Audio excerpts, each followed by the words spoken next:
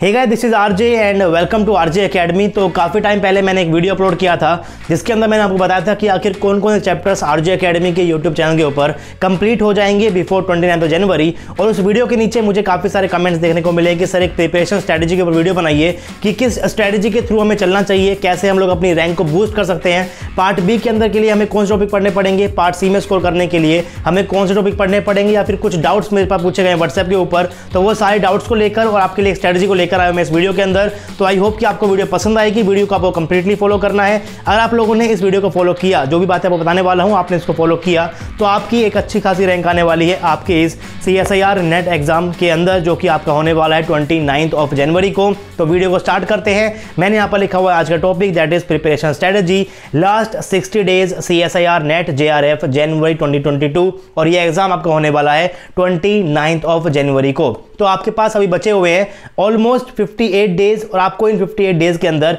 किस टॉपिक को इंपॉर्टेंस देनी है। पार्ट बी में आप लोग उसको करना चाहते हो तो आपको किस टॉपिक को पढ़ना पड़ेगा, पार्ट सी के लिए आपको किस टॉपिक को पढ़ना है, वो सारी की सारी बातें आपको बताऊंगा इस वीडियो के अंदर। साथ में आपके पास जो भी डाउट्स आपके दिमाग के अंदर होते हैं उन डाउट्स के आंसर भी आपको देने की कोशिश करूंगा मैं आज की इस वीडियो के अंदर। मैंने यहाँ पर लिखा हुआ है मोस्ट आस्क क्वेश्चन। कुछ क्वेश्चन मुझसे पूछे गए हैं व्हाट्सएप के ऊपर भी, और कुछ मुझे काफी सारी वीडियो के कमेंट बॉक्स के अंदर भी पूछे गए हैं। सबसे पहला क्वेश्चन मैंने यहाँ पर लिखा हुआ है, क्या 60 डेज में CSIR नेट JRF पॉसिबल है? क्या 60 दिनों के अंदर आप लोग अपने CSIR नेट एग्जाम को क्रैक कर सकते हो? तो हाँ, आप लोग बिल्कुल कर सकते हो, बशर्ते आप लोगों को पहले थोड़ी बहुत केमिस्ट्री आती हो, या फिर आपको केमिस्ट्री थोड़ी बहुत समझ में आती हो, या फिर आपने तैयारी कर रखी हो पहले IIT जैम एग्जाम की, या फिर आप लोगों ने एक अटेम्प्ट दिया हुआ है CSIR नेट का। अगर आपने एक अटेम्प्ट दिया है CSIR नेट का, आपने वहां पर स्कोर किया है ऑलमोस्ट 60 to 70 मार्क्स, या फिर आप लोगों के IIT जैम के अंदर अच्छी रैंक थी, तब भी आप लोग 60 डेज के अंदर बड़े आराम से CSIR नेट को क्वालिफाई कर सकते हो, बशर्ते आपके पास एक प्रॉपर स्ट्रेटजी हो और आप लोग उसके फॉलो कर ही आप लोग अपनी प्रिपरेशन को कर रहे हो।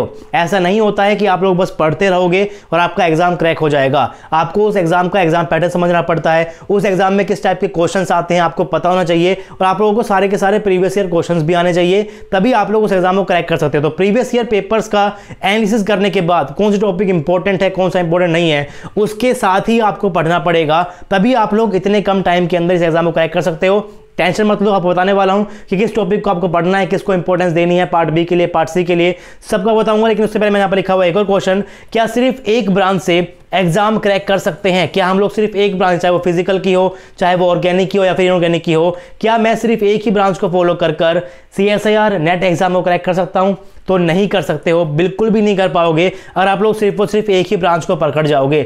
आपको एटलीस्ट 2 ब्रांच तो पढ़नी ही पड़ेगी, और आपको एटलीस्ट 22 यूनिट अपनी कंप्लीट करनी पड़ेगी, तभी आप लोग JRF का सर्टिफिकेट ले सकते हो आपके इस एग्जाम के थ्रू, क्योंकि JRF क्रैक करना आप इतना आसान नहीं रहा है। तो अगर आप लोग सिर्फ और सिर्फ एक ब्रांच के ऊपर फोकस करने की सोच रहे हो कि मैं सिर्फ फिजिकल पढ़कर जाऊंगा और मेरे सारे के सारे मार्क्स क्वेश्चन ठीक हो जाएंगे, पार्ट सी के मेरे वहां पर 80 मार्क्स आ जाएंगे और मेरा पार्ट बी में कुछ क्वेश्चन ठीक कर दूंगा तो मेरा नेट निकल जाएगा, तो ऐसा नहीं होने वाला है। आपको एटलीस्ट 2 ब्रांच के ऊपर तो फोकस करना पड़ेगा। नेक्स्ट मैंने यहां पर लिखा हुआ है, क्या सिर्फ 2 ब्रांच से एग्जाम क्रैक कर सकते हैं?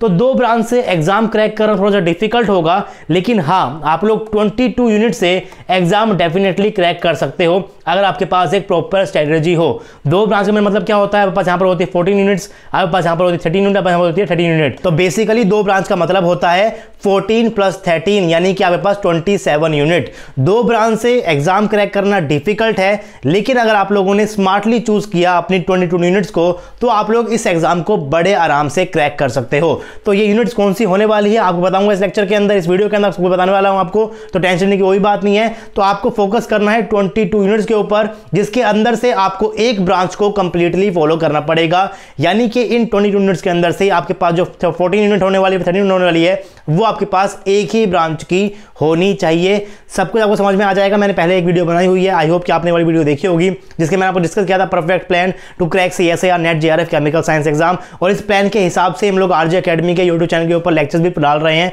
और अभी तक हमारी 10 यूनिट्स, अभी तक हमारी 8 यूनिट्स कंप्लीट हो चुकी है, और ऑलमोस्ट आपके 3 यूनिट कंप्लीट होने वाली। दैट मीन्स हमारी 11 यूनिट्स आपके एग्जाम से पहले फिजिकल केमिस्ट्री की कंप्लीट हो जाएगी। कंप्लीट का मतलब ये होता है कि आपकी सारी की सारी थ्योरी कंप्लीट हो जाएगी, आपके सारे के सारे प्रीवियस ईयर क्वेश्चंस जो कि थ्योरी के अंदर ही मैंने इंक्लूड कर रखे हैं, तो आपके वो भी सारे के सारे कंप्लीट हो जाएंगे। तो आपकी 11 यूनिट्स एग्जाम से पहले कंप्लीट होने वाली आरजे एकेडमी यूट्यूब चैनल के ऊपर। आपको सिर्फ और सिर्फ 11 यूनिट्स को प्रिपेयर करना है अपने इस एग्जाम को क्रैक करने के लिए। वो 11 यूनिट्स कौन सी होने वाली है आपको बताऊंगा, लेकिन उससे पहले मैंने यहाँ पर लिखी हुई है कितनी यूनिट्स सफिशिएंट है एग्जाम को क्रैक करने के लिए। मैंने आपको बताया यहाँ पर 22 यूनिट्स आप लोग करके चले जाओ, आपका एग्जाम जो है वो बड़े आराम से निकल जाएगा। लेकिन ये 22 यूनिट्स जो मैं बताने वाला हूँ इसके आपको सारे के सारे प्रीवियस ईयर क्वेश्चंस करने हैं, सारी की सारी थ्योरी आपको आनी चाहिए, तभी आप लोग इस एग्जाम को क्रैक कर पाओगे। अब चलते हैं आगे और देखते हैं कि हमारे पास नेक्स्ट मैंने यहाँ पर क्या लिखा। मैंने यहाँ पर लिखा हुआ है एग्जाम पैटर्न। अगर आपको कोई भी एग्जाम क्रैक करना है, चाहे वो आपके पास CSIR नेट का एग्जाम हो, IIT JAM का एग्जाम हो, गेट का हो, तो आपको उस एग्जाम के एग्जाम पैटर्न के बारे में तो पता होना ही चाहिए। मैंने पहले एक वीडियो बनाई थी, बहुत पहले मैंने वीडियो बनाई थी जिसके अंदर मैंने आपको एग्जाम पैटर्न को बहुत डिटेल में समझाया हुआ है। आपके पास इस एग्जाम के अंदर होता है पार्ट ए, पार्ट बी और पार्ट सी। बेसिकली आपके इस एग्जाम के अंदर आते हैं 3 पार्ट, जिसके अंदर से आपके पास पार्ट ए में होते हैं एप्टीट्यूड के क्वेश्चंस और आपके पार्ट बी और पार्ट सी में होते हैं केमिस्ट्री के क्वेश्चंस। अब पार्ट बी में कितने क्वेश्चन आते हैं, कितने अटेम्प्ट कर सकते हो, पार्ट सी में कितने क्वेश्चन आते हैं, कितने अटेम्प्ट कर सकते हो, इन सब चीजों के बारे में मैंने आपको ऑलरेडी बताया इस वीडियो के अंदर। तो अगर आपने अभी तक ये वीडियो नहीं देखा आप इसको देख सकते हो, ताकि आप लोग एग्जाम पैटर्न को समझ पाओ, क्योंकि एग्जाम पैटर्न को समझना बहुत जरूरी होता है, तभी आप लोग उस एग्जाम के अंदर अच्छा स्कोर कर पाओगे। अब बात करते हैं कि क्या पार्ट बी और पार्ट सी, जिसके बाद आपके पास केमिस्ट्री पूछी जाती है, क्या मेरे लिए दोनों पार्ट इंपॉर्टेंट है, क्या मुझे दोनों के अंदर स्कोर करना पड़ेगा? तो यस, आपको दोनों के अंदर ही स्कोर करना पड़ेगा, तभी आप लोग अपने इस JRF को क्वालिफाई कर सकते हो। आपको पार्ट सी में तो अच्छा स्कोर करना ही पड़ेगा। अगर आपने पार्ट सी में अच्छा स्कोर कर लिया है तो आप लोग इस एग्जाम को सिर्फ और सिर्फ क्वालिफाई कर पाओगे। लेकिन सिर्फ और सिर्फ पार्ट सी बी से भी काम नहीं चलेगा, पार्ट बी के आपको कुछ क्वेश्चन करने पड़ते हैं, यानी कि पार्ट बी और पार्ट सी से आप लोग एग्जाम को क्वालिफाई कर सकते हो। लेकिन अगर आपने पार्ट सी के क्वेश्चंस को नहीं किया तो आप लोग क्वालिफाई भी नहीं कर पाओगे। यानी कि पार्ट सी बहुत जरूरी होता है अगर आपको इस एग्जाम को क्वालिफाई करना है, और अगर आपको टॉप करना है तो आपको यहां पर पार्ट बी की भी हेल्प लेनी पड़ेगी। और टॉप से मेरा मतलब यहां पर है कि आपके पास सिंगल डिजिट आपके पास रैंक आ जाए, आपके पास 5 आ जाए, 6 आ जाए, 7 आ जाए, या फिर आपकी रैंक आ जाए डबल डिजिट, 22 रैंक आ जाए, 54 रैंक आ जाए, आपके पास कोई भी रैंक आ जाए सिंगल डबल डिजिट के अंदर, वो एक अच्छी खासी रैंक होती है। तो क्वालिफाई करने के लिए पार्ट सी में स्कोर करना मैंडेटरी है। अगर आप लोग पार्ट सी में स्कोर नहीं कर पाओगे तो आपके पास यहां पर एग्जाम क्वालिफाई करने के चांसेस खत्म हो जाएंगे। तो पहले तो आपको पार्ट सी के अंदर आपको क्वालिफाई करना है, पार्ट सी में स्कोर करना है, ताकि आप लोग एक क्वालिफाइंग लाइन के अंदर आ सको, आप लोग एग्जाम को क्वालिफाई करने की सिचुएशन में आ सको। उसके बाद आपको पार्ट बी के अंदर भी स्कोर करना पड़ेगा, ताकि आप लोग उस एग्जाम के अंदर अच्छी रैंक भी ला सको। तो अच्छी रैंक लाना भी इंपॉर्टेंट होता है, ताकि आपको PhD करने के लिए अच्छे इंस्टीट्यूशन भी मिल पाए। तो मैंने यहाँ पर नेक्स्ट लिखा हुआ है कि अगर आपको पार्ट सी के अंदर स्कोर करना है तो आपको किन चैप्टर्स के ऊपर, किस यूनिट के ऊपर फोकस करना पड़ेगा। तो पार्ट सी में आपसे पूछ जाते हैं नंबर ऑफ क्वेश्चन मार्क्स 60, आपके पास यहाँ पर होते हैं 60 क्वेश्चंस, जिसके अंदर से आप लोग मैक्सिमम अटेम्प्ट कर सकते हो 25 क्वेश्चंस। यानी कि आपके पास यहाँ पर चॉइसेस बहुत ज्यादा होती है। आपके पास यहाँ पर 3 ब्रांच है, फिजिकल है, इनऑर्गेनिक है, ऑर्गेनिक है, और तीनों ही ब्रांच आपके पास यहाँ पर आते हैं 20 क्वेश्चंस। यानी कि हर ब्रांच से आपके पास आने वाले 20 क्वेश्चंस, और आपको यहाँ पर अटेम्प्ट करने सिर्फ और सिर्फ 25 क्वेश्चन। तो आपका पहला फोकस ये होना चाहिए कि आप एटलीस्ट किसी एक ब्रांच के 20 क्वेश्चंस को अप्रोच कर सको। यानी कि आपको किसी एक ब्रांच को कंप्लीटली पढ़ना पड़ेगा, ताकि आप लोग उस ब्रांच के एटलीस्ट 20 क्वेश्चंस को अप्रोच कर पाओ। अगर 20 आपसे नहीं होते तो एटलीस्ट आप लोग वहां पर 15 to 17 क्वेश्चन बड़े आराम से कर पाओ। इतने क्वेश्चन आपको करने पड़ेंगे, तभी आप लोग पार्ट सी में स्कोर कर पाओगे, और तभी आप लोग इस एग्जाम को क्वालिफाई कर पाओगे। लेकिन जो आपके पास क्वेश्चन होते हैं पार्ट सी के, वो काफी डीप होते हैं, बहुत ही इन डेप्थ नॉलेज आपको चाहिए होती है। यानी कि आपको उन टॉपिक को बहुत डिटेल के अंदर पढ़ना पड़ेगा, तभी आप लोग पार्ट सी क्वेश्चन का अटेम्प्ट कर पाओगे। क्वेश्चंस यहां से इजी नहीं आते हैं, पार्ट सी के अंदर क्वेश्चन डिफिकल्ट आने वाले हैं। तो आपको सारे के सारे प्रीवियस ईयर क्वेश्चंस तो एटलीस्ट करने हैं, और आपकी थ्योरी इतनी स्ट्रांग होनी चाहिए कि आप लोग सारे के सारे प्रीवियस ईयर क्वेश्चंस को कर पाओ। आपकी जो फिजिकल केमिस्ट्री है ऑलमोस्ट आपकी जो 11 यूनिट्स हो जाएंगी वो कंप्लीट हो जाएंगी RJ Academy यूट्यूब चैनल के ऊपर से। तो अगर आपके पास कहीं कंटेंट नहीं मिल रहा है तो आप लोग RJ Academy को फॉलो कर सकते हो, जिसके अंदर हम लोग फिजिकल केमिस्ट्री के ऊपर फोकस कर रहे हैं। बाकी अगर आप लोग चाहो तो आप लोग इनऑर्गेनिक के ऊपर भी या फिर ऑर्गेनिक के ऊपर भी फोकस कर सकते हो। लेकिन आपके पास टारगेट यहां पर होना चाहिए कि आपको 15 to 17 क्वेश्चन जो है पार्ट सी के अंदर सही करने पड़ेंगे किसी एक ब्रांच से। यानी कि अगर मैं फोकस कर रहा हूं सिर्फ और सिर्फ फिजिकल के ऊपर, तो मैं यहां से फोकस करने वाला हूं 15-17 क्वेश्चन यहां से करने वाला हूं, और उसके बाद जो बच गए यहां पर 10 क्वेश्चंस वो मैं करने वाला हूं इन दोनों ब्रांच में से कहीं से भी। तो मेरे पास पहला टारगेट मेरा ये होने वाला है कि मैं किसी एक ब्रांच के ऊपर फोकस करूं, और उस ब्रांच के अंदर से जो पार्ट सी में क्वेश्चंस आते हैं उसके अंदर से एटलीस्ट 15 से 17 क्वेश्चन वहां से मैं कर सकूं, और जो क्वेश्चन में बच जाएंगे उन क्वेश्चन के लिए मैं मूव करूंगा इनऑर्गेनिक के ऊपर या फिर ऑर्गेनिक के ऊपर। अगर मेरी पहली ब्रांच क्या है, फिजिकल है, अगर आपकी पहली ब्रांच होती है ऑर्गेनिक, तो मुझे यहां से करने पड़ेंगे 15-17 क्वेश्चन, और मेरे को फिर जाना पड़ेगा फिजिकल के ऊपर या फिर इनऑर्गेनिक के ऊपर। आई होप कि आप ये बात समझ गए होंगे। तो पार्ट सी जो क्वेश्चन होते हैं वो इतने ईजी नहीं होते हैं। किस किस टॉपिक से क्वेश्चन आते हैं बता देता हूं। यहां पर मैंने यहां पर लिखे हुए important important topics for part C. मैंने यहाँ पर लिखा हुआ है फिजिकल भी, इनऑर्गेनिक भी और ऑर्गेनिक भी। अब जो क्वेश्चन पास होते हैं इनऑर्गेनिक के, ये बहुत ही कंफ्यूजिंग होते हैं। इसके यहाँ पर होता है आपके पास एस ब्लॉक एलिमेंट होता है, आपके पास यहाँ पर पी ब्लॉक एलिमेंट होता है। तो एस ब्लॉक के अंदर और पी ब्लॉक के अंदर थ्योरी बहुत ज़्यादा है। एस ब्लॉक के कंपाउंड बहुत ज़्यादा है, उनकी प्रिपरेशन की रिएक्शन बहुत ज़्यादा होंगी, उनकी केमिकल रिएक्शन बहुत ज़्यादा होंगी, और वो सारी रिएक्शंस आपको याद करनी पड़ती है। अगर आप लोग अच्छे से क्रैम नहीं कर पाते हो या फिर आपके पास पूरा कंटेंट नहीं है, तो आप लोग एस ब्लॉक के क्वेश्चन को और पी ब्लॉक के क्वेश्चन को अटेम्प्ट नहीं कर पाओगे जो आपके एग्जाम के अंदर आने वाले हैं। चाहे आप लोग प्रीवियस ईयर क्वेश्चन कर लो, लेकिन एग्जाम के अंदर नया क्वेश्चन ही आएगा। तो आपको एस ब्लॉक को और पी ब्लॉक को मैं एडवाइस दे रहा हूं कि आप इनको बिल्कुल छोड़ दीजिए, यानी कि आप लोग इनऑर्गेनिक के ऊपर बिल्कुल फोकस मत करना। पार्ट सी के लिए आप लोग पार्ट सी के लिए फोकस कर सकते हो, फिजिकल के ऊपर भी या फिर ऑर्गेनिक के ऊपर भी। अब ऑर्गेनिक में प्रॉब्लम ये होती है कि आपके पास जो क्वेश्चन आता है उसके अंदर वो 3-4 टॉपिक को मिक्स करके पूछता है। अगर पास क्वेश्चन होने वाला रिएजेंट का, तो उसके पास नेम रिएक्शन भी जोड़ देगा, वो पेरिसाइक्लिक भी जोड़ देगा, यानी कि आपके पास जो एक क्वेश्चन आता है उसके पास 3-4 टॉपिक लगे होते हैं। तो अगर आपने सारे टॉपिक पढ़ लिए हैं तो आप लोग क्वेश्चन को अटेम्प्ट कर पाओगे, लेकिन अगर आप लोगों ने सारे टॉपिक नहीं पढ़े हैं तो उन क्वेश्चन को आप लोग अटेम्प्ट नहीं कर पाओगे। और पार्ट सी के अंदर ऑर्गेनिक के ईजी क्वेश्चन नहीं आते हैं, बहुत डिफिकल्ट क्वेश्चन आते हैं। उसके लिए आपको यहां पर सब कुछ पढ़ना पड़ेगा, सारी की सारी रिएक्शन पढ़नी पड़ेगी, उनका मैकेनिज्म आपको आना चाहिए, उनके रिएजेंट के बारे में आपको पता होना चाहिए, स्टीरियोकेमिस्ट्री आपको आनी चाहिए, जीओसी आपको आनी चाहिए, पेरिसाइक्लिक आपको आना चाहिए। जब आपको सारे कंसेप्ट आएंगे तब क्या कर पाओगे, एक क्वेश्चन अटेम्प्ट कर पाओगे। लेकिन फिजिकल के अंदर ऐसा बिल्कुल नहीं होता है। अगर आपका क्वेश्चन केमिकल काइनेटिक्स का है तो उसके लिए आपको सिर्फ और सिर्फ केमिकल काइनेटिक्स की ही जरूरत पड़ेगी। अगर आपका क्वेश्चन इलेक्ट्रोकेमिस्ट्री का है तो आपको सिर्फ और सिर्फ इलेक्ट्रोकेमिस्ट्री की ही जरूरत पड़ेगी, यानी कि फिजिकल केमिस्ट्री से आपके पास कैसे क्वेश्चन आने वाले हैं, बिल्कुल डायरेक्ट क्वेश्चन आने वाले हैं। इसीलिए मैं आपको एडवाइस कर रहा हूं कि आप लोग फिजिकल केमिस्ट्री के ऊपर फोकस कर सकते हो पार्ट सी के लिए, यानी कि पार्ट सी के लिए आप लोग फिजिकल केमिस्ट्री के ऊपर फोकस कर सकते हो। और फिजिकल केमिस्ट्री के अंदर से आपका जो क्वांटम केमिस्ट्री है 4 यूनिट है, इसके पास आते हैं 4 से 5 क्वेश्चन पार्ट सी के अंदर। आपका 2 क्वेश्चन आते हैं थर्मोडायनामिक्स से, 3 आपके पास आते हैं केमिकल काइनेटिक्स से, 2 आपके पास आते हैं स्टैटिक थर्मोडायनामिक्स से, 2 आपके पास आते हैं स्पेक्ट्रोस्कोपी से, एक आपके पास इलेक्ट्रोकेमिस्ट्री से आएगा, एक आपके पास सॉलिड से आएगा, पॉलीमर से भी क्वेश्चन आता है, कभी कभी सरफेस से भी क्वेश्चन आता है, डेटा एनालिसिस से क्वेश्चन आता है। लेकिन अगर आपके एग्जाम के अंदर कभी इन 3 टॉपिक के ऊपर से क्वेश्चन नहीं आएगा तो आपके पास क्वांटम में क्वेश्चन बढ़ जाता है या फिर थर्मो क्वेश्चन इनकी हो जाता है। लेकिन फिजिकल केमिस्ट्री के अलावा जो क्वेश्चंस आने वाले हैं, अगर वो क्वेश्चन किसी एक पर्टिकुलर टॉपिक से है तो उस पर्टिकुलर टॉपिक के कंसेप्ट को ही आपको यूज करना है। तो मैं सबसे पहले आपको एडवाइस देने वाला हूं कि आपको फिजिकल केमिस्ट्री के ऊपर फोकस करना पड़ेगा पार्ट सी के लिए। और पार्ट सी के लिए आपको फिजिकल केमिस्ट्री जो कंप्लीटली फॉलो करनी पड़ेगी। आपके पास बहुत 14 यूनिट्स आपको इनको पूरा के पूरा पढ़ना पड़ेगा, जिसके अंदर से 11 यूनिट आपकी कंप्लीट हो जाएंगी आरजे एकेडमी के यूट्यूब चैनल के ऊपर बिफोर 29 जनवरी। अब पार्ट सी के पास आने वाले हैं 20 क्वेश्चंस फिजिकल के। मान लो आपने यहां से अटेम्प्ट कर ली 15 क्वेश्चंस, तो आप लोग अभी यहां पर 10 क्वेश्चंस को और अटेम्प्ट कर सकते हो, या फिर आप लोग करो उसको इनऑर्गेनिक के अंदर से, या फिर कर लो उसको ऑर्गेनिक के अंदर से। तो या तो आप लोग ऑर्गेनिक के लिए इन सारे टॉपिक को पढ़ लो, रिएजेंट को पढ़ लो, नेम रिएक्शन को पढ़ लो, पेरिसाइक्लिक को पढ़ लो, ऑर्गेनिक को स्पेक्ट्रोस्कोपी पढ़ लो, या फिर एक्सटर्नल मैकेनिज्म पढ़ लो। और आप लोगों ने इनको कर लिया, इन सब टॉपिक आपने कर लिया, तो आप लोग 10 क्वेश्चन ऑर्गेनिक का अप्रोच कर पाओगे। या फिर आप लोग कंप्लीट कर सकते हो अपनी ऑर्गेनोमेटेलिक को, कोऑर्डिनेशन कंपाउंड को और बायो इनऑर्गेनिक केमिस्ट्री को इनऑर्गेनिक केमिस्ट्री से, क्योंकि यहां से आपके पास बहुत सारे क्वेश्चंस आते हैं। ओएम से क्वेश्चन आने वाले हैं, 6 क्वेश्चन आएंगे, 5 क्वेश्चन आ सकते हैं। कोऑर्डिनेशन से आने वाले 3 से लेकर 5 क्वेश्चन आने वाले हैं। बायो से बहुत डायरेक्ट क्वेश्चन आएगा, एक क्वेश्चन बायो से हमेशा आते हैं आपके पार्ट सी के अंदर। तो या तो आप फोकस कर सकते हो इनऑर्गेनिक के ऊपर भी, या फोकस कर सकते हो ऑर्गेनिक के ऊपर भी, वो आपकी मर्जी है। अगर आप लोग फिजिकल पर फोकस कर रहे हो तो आपको 10 क्वेश्चन तैयार करने पड़ेंगे अपने इनऑर्गेनिक से या फिर ऑर्गेनिक से।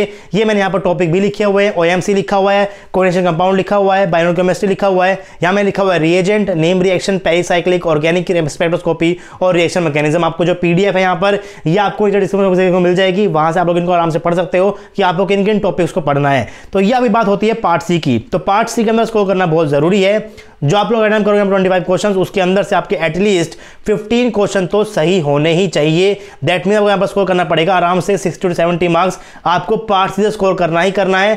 अगर आप लोगों ने इतना स्कोर नहीं किया तो आप लोग एग्जाम को क्वालिफाई नहीं कर पाओगे। तो पार्ट सी के लिए कौन कौन से टॉपिक इंपॉर्टेंट आपको बता चुका हूं। अब बात करते हैं पार्ट बी की। तो पार्ट बी में आपसे पूछ जाते हैं 40 क्वेश्चन, जिसके अंदर आप अटेम्प्ट कर सकते हो 35 क्वेश्चन। तो आपके पास यहाँ पर ज्यादा चॉइसेस नहीं होती है। दैट मीन्स आपको फिजिकल क्वेश्चन भी करने पड़ेंगे, और इनऑर्गेनिक के भी करने पड़ेंगे और ऑर्गेनिक के भी करने पड़ेंगे।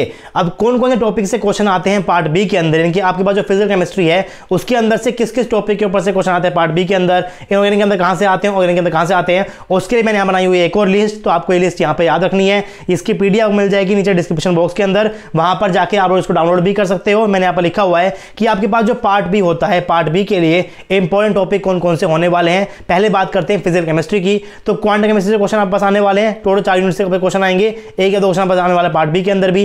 आपके पास थर्मो से भी क्वेश्चन आता है, केमिकल से भी क्वेश्चन आता है, इलेक्ट्रोकेमिस्ट्री भी क्वेश्चन आता है, सॉलिड से क्वेश्चन आता है और सरफेस केमिस्ट्री भी क्वेश्चन आता है पार्ट बी के अंदर। तो अगर आप लोगों ने फिजिकल केमिस्ट्री को पार्ट सी के लिए प्रिपेयर किया है तो पार्ट बी क्वेश्चन करने के अंदर आपको ज्यादा दिक्कत नहीं आएगी। आपको कैसे लगेंगे? बहुत ईजी क्वेश्चन लगेंगे। तो फिजिकल केमिस्ट्री मान के चलो हम लोग कंप्लीट पढ़ लिया है तो आपको क्या कर पाओगे, आप लोग पार्ट सी को भी कर पाओगे और पार्ट बी को भी कर पाओगे।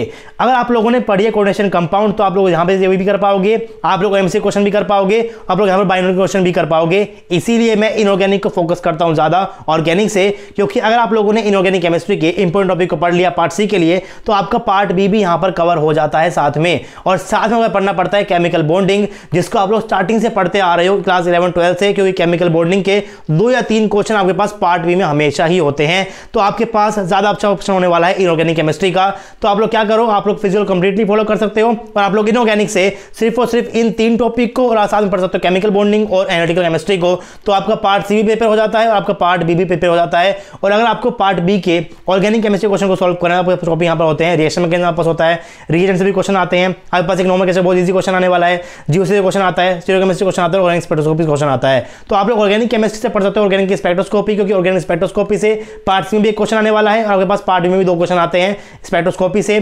साथ में आपके पास यहाँ पर क्वेश्चन आने वाला है आईयूपैक नॉर्मल के जो बहुत ही ईजी क्वेश्चन आने वाला है, क्योंकि आपके पास जो पार्ट बी होता है ऑर्गेनिक केमिस्ट्री का वहां पर क्वेश्चन ईजी आते हैं, चाहे वो स्टीरियोकेमिस्ट्री का हो या फिर आईयूपैक नोमेनक्लेचर का हो। उसको आप लोग वैसे भी कर पाओगे, चाहे आप लोग उसको पढ़ो ना, क्योंकि आईयूपैक नोमेनक्लेचर आप लोग क्लास 11-12 से पढ़ते आ रहे हो और स्टीरियोकेमिस्ट्री क्वेश्चन आपके पास बहुत ही आसान आता है पार्ट बी के अंदर। तो ऑर्गेनिक केमिस्ट्री के ऊपर आपको ज्यादा फोकस नहीं करना है। अगर आप लोग सिर्फ और सिर्फ इन टॉपिक्स को पढ़कर चले जाओगे तो आपका पार्ट भी स्ट्रॉन्ग हो जाएगा और पार्ट सी के अंदर आपको ऑर्गेनिक से कोई लेना देना है नहीं, आप वहां पर स्कोर कर पाओगे सिर्फ और सिर्फ फिजिकल से और इनऑर्गेनिक से।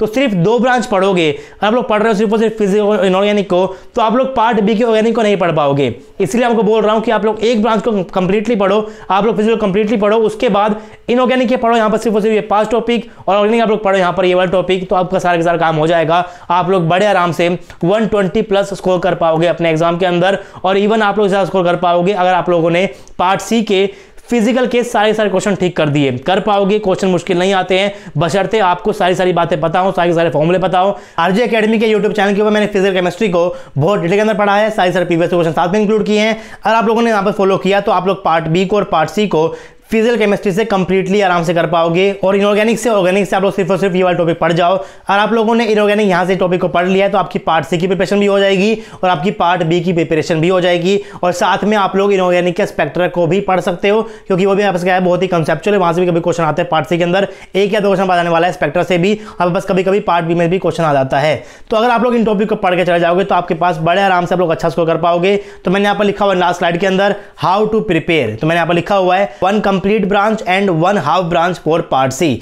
अगर आप लोग फिजिकल के ऊपर फोकस कर रहे हैं तो मैं आपको बोलूंगा कि आप लोग यहाँ पर पढ़ लो इनऑर्गेनिक की हाफ ब्रांच, तो आपका यहाँ पर पार्ट सी का जो काम है वो आपका बड़े आराम से हो जाएगा। आपको पार्ट सी के लिए ऑर्गेनिक केमिस्ट्री को पढ़ने की बिल्कुल भी जरूरत नहीं है, आपका सिर्फ और सिर्फ इन 2 ब्रांच से काम हो जाएगा। अगर आप लोग उनको कंप्लीटली फॉलो करते हो, कंप्लीटली आप लोग पढ़ते हो, सारे प्रीवियस ईयर आप लोग क्वेश्चन करते हो, तो आपका सिर्फ और सिर्फ इन 2 चीज से काम हो जाएगा, 1 complete branch and 1 half branch for part C. उसके बाद मैंने यहाँ पर लिखा हुआ है important topics to score good in part B. Part B में स्कोर करना बहुत जरूरी है, तभी आपका जेआरएफ होने वाला है। पार्ट सी आपको सिर्फ और सिर्फ नेट लेकर देगा, पार्ट सी देगा सिर्फ और सिर्फ नेट लेकर देगा, और आपको जेआरएफ भी चाहिए, आपको स्कोर करना पड़ेगा अच्छा पार्ट बी के अंदर। और पार्ट बी के लिए कौन कौन से टॉपिक इंपॉर्टेंट है मैं बता चुका हूं, बाकी आप लोग डिस्क्रिप्शन बॉक्स में जाकर वहां पर इसको पीडीएफ को भी डाउनलोड कर सकते हो। फिर मैंने यहाँ पर लिखा हुआ है do load of practice of question, आप लोग क्वेश्चन की बहुत सारी प्रैक्टिस करनी है ताकि आपकी स्पीड थोड़ी इंक्रीज हो जाए, आपकी एक्यूरेसी थोड़ी इंक्रीज हो जाए और आप लोग एग्जाम के अंदर भी अपने जो क्वेश्चन है उनको जल्दी अटेम्प्ट कर पाओ। आप उसके लिए एक टेस्ट को ज्वाइन कर सकते हैं, आप पास अभी बहुत सारी जो कोचिंग आ गई है यूट्यूब के ऊपर,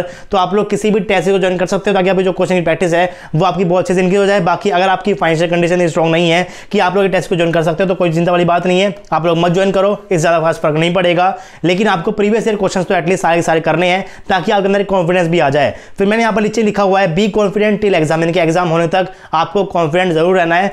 अगर आपके दिमाग में ये वाली बात आ गई कि मैं इस वाले एग्जाम को नहीं करूंगा, मैं नेक्स्ट वाला अटेम्प्ट कर लूंगा, तो फिर एग्जाम वैसे भी नहीं होने वाला है। तो आपको बिल्कुल कॉन्फिडेंट रहना है। जो मैंने आपसे कहा है, जो टॉपिक मैंने आपको कहा है, वो टॉपिक आप लोग कंप्लीट कर सकते हो। उन टॉपिक को कंप्लीट करने के बाद आप लोग खुद से अच्छा फील करोगे। अगर आप लोग एक भी प्रीवियस क्वेश्चन को उठाओगे, अगर आप लोग एक प्रॉपर स्ट्रेटेजी के साथ पढ़ने लग रहे हो, तो आप लोग विद इन 58 डेज भी आप लोग CS को आराम से क्रैक कर सकते हो। मैंने ऐसे लोग भी देखे हैं जिन लोगों ने एक महीने के अंदर, एक मंथ के अंदर आप लोगों ने इस एग्जाम को क्रैक किया है। लेकिन आपकी जो पहले की जो बेसिक नॉलेज होती है, क्लास 11th की, क्लास 12th की, और आपकी जो IIT JAM की नॉलेज होती है, वो आपकी अच्छी खासी होनी चाहिए। तभी आप लोग इतने कम टाइम के अंदर CSIR नेट को क्रैक कर सकते हो। लेकिन अगर आपका बिल्कुल बेसिक भी कमजोर है, तो उसके बाद तो आपको टाइम लग सकता है, आपको 6 महीने या फिर 1 साल लग सकता है, अगर आपका बेसिक भी कमजोर है तो आई होप कि आपको समझ में आ गया होगा आपको किन टॉपिक को पढ़ना है, किसके ऊपर फोकस करना है। सारे के सारे डाउट मैंने क्लियर करने की कोशिश की। आपके पास कोई भी डाउट आपको बच गया है, उसका वो नीचे कमेंट बॉक्स के अंदर कमेंट कर सकते हो। बाकी आपको वीडियो अच्छी लगी है तो वीडियो को लाइक आपको जरूर करना है, और साथ में आपको अपने फ्रेंड के साथ वीडियो को जरूर शेयर करना है। चैनल के ऊपर सब्सक्राइब आपको जरूर करना है। सब्सक्राइब करते हुए आपको बेल आइकन को भी प्रेस करना है। आपसे मिलूंगा मैं नेक्स्ट वीडियो के अंदर। तब तक के लिए पढ़ते रहिए, पढ़ाते रहिए, खुश रहिए। Thank you very much.